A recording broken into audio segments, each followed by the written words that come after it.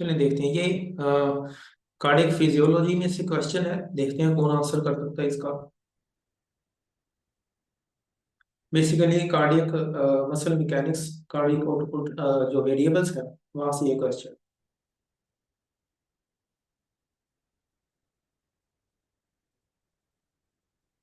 Reducing the after load would decrease which of the following. After load के decrease होने से यानी कौन सी इनमें से कौन सा पैरामीटर है जो डिक्रीज होगा। अच्छा चलिए, सारे स्ट्रोक वॉल्यूम कह रहे हैं। चलो स्ट्रोक वॉल्यूम इसको टिक करते हैं, देखते हैं ये राइट आंसर है या नहीं है। बेसिकली ये राइट आंसर नहीं है।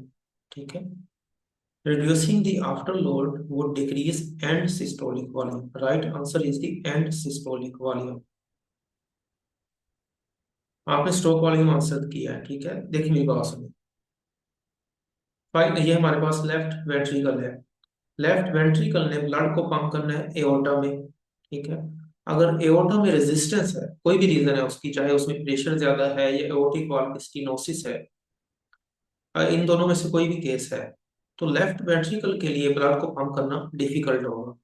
इसका मतलब क्या है, आफ्टर लोड ज्यादा है, ठीक है, रेजिस्टेंस ज्यादा है फॉर दी लेफ्ट वेंट्रिकल। तो चूंकि रेजिस्टेंस ज्यादा होगी, आफ्टर लोड ज्यादा होगा, तो लेफ्ट वेंट्रिकल के लिए डिफिकल्ट होगा ब्लड को पंप करना। तो कम मिकदार में, कम अमाउंट में ब्लड जो है वो एंटर होगा या इजेक्ट होगा या पंप होगा बाय दी लेफ्ट वेंट्रिकल, अगर आफ्टर लोड ज्यादा है। हम बात करें पहले आफ्टर लोड अगर ज्यादा है।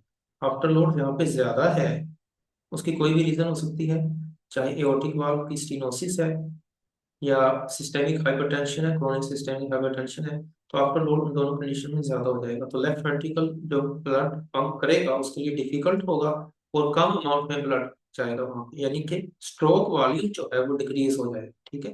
जब आफ्टर लोड इंक्रीज होगा, स्ट्रोक वॉल्यूम जो है वो डिक्रीज हो जाएगा। कार्डियक मसल मैकेनिक्स में आप ये चीज रीड करेंगे। तो अगर आफ्टर लोड डिक्रीज हो जाए, ठीक है, अगर एओर्टा रिलैक्स करती है फॉर एग्जाम्पल, या टोटल पेरिफेरल रेजिस्टेंस जो है वो डिक्रीज हो जाती है, आर्टेरियोल्स की डायलेटेशन होती है, टोटल पेरिफेरल रेजिस्टेंस जो है डिक्रीज होती है, तो आफ्टर लोड डिक्रीज हो जाएगा। जब आफ्टर लोड डिक्रीज होगा यानी रेजिस्टेंस डिक्रीज हो गया है, तो लेफ्ट वेंट्रिकल के लिए ब्लड को पंप करना कंपैरेटिवली इजी हो जाएगा, तो ज्यादा मिकदार में ब्लड पंप होगा, यानी stroke volume, volume of blood which is ejected with each heartbeat, stroke volume जो है वो इंक्रीज हो जाएगा। तो ये चीज, ये कंसेप्ट आपने माइंड में रखना है। रेजिस्टेंस ज्यादा होगी तो ब्लड कम पंप होगा, रेजिस्टेंस कम होगी तो ब्लड ज्यादा पंप होगा। अब जब ब्लड ज्यादा पंप होगा, अगर आफ्टर लोड क्या करें, आफ्टर लोड डिक्रीज है, तो ब्लड ज्यादा पंप होगा तो पीछे ब्लड कम बचेगा, ठीक है। At the end of systole जो ब्लड वॉल्यूम रह जाएगा वेंट्रिकल में, उसको एंड सिस्टोलिक वॉल्यूम कहते हैं। एंड सिस्टोलिक वॉल्यूम डिक्रीज होगा, ठीक है। कोई इसमें कंफ्यूजन हो तो आप पूछ सकते हैं। आफ्टर लोड डिक्रीज करेंगे, रेजिस्टेंस डिक्रीज करेंगे, ज्यादा ब्लड पंप होगा, तो एंड सिस्टोलिक वॉल्यूम जो है वो कम रह जाएगा। At the end of systole जो ब्लड वॉल्यूम रह जाएगा वो कम रहेगा, तो एंड सिस्टोलिक वॉल्यूम डिक्रीज होगा, ठीक है। Reducing the after load would decrease which of the following. Blood volume पे कोई इफेक्ट होगा, इसका कोई इफेक्ट नहीं होगा।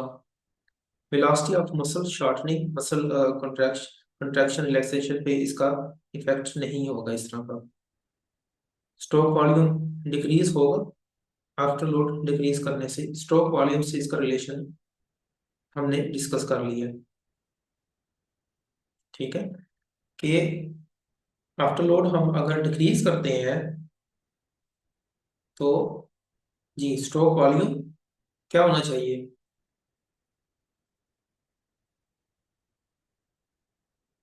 आफ्टर लोड डिक्रीज करें, स्ट्रोक वॉल्यूम क्या होना चाहिए। जी कौन बताएगा।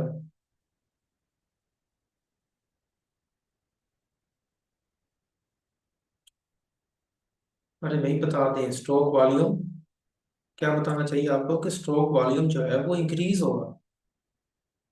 जब हम आफ्टर लोड डिक्रीज कर देंगे, रेजिस्टेंस डिक्रीज कर देंगे, आफ्टर लोड डिक्रीज होगा तो ब्लड पंप करना इजी होगा। ठीक है, ज्यादा अमाउंट में ब्लड जाएगा, वॉल्यूम, स्ट्रोक वॉल्यूम जो है वो इंक्रीज हो जाए। तो ये इसका आंसर नहीं हो सकता।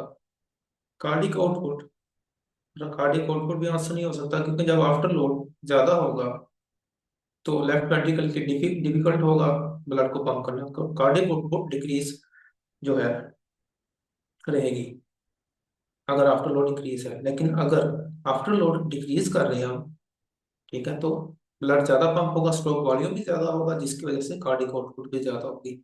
सिर्फ यहाँ पे हमारा राइट आंसर है एंड सिस्टोलिक वॉल्यूम। ठीक है, आपको समझ आ गई and systolic volume right answer क्यों है? किसी को कंफ्यूजन है तो वो पूछ सकते हैं।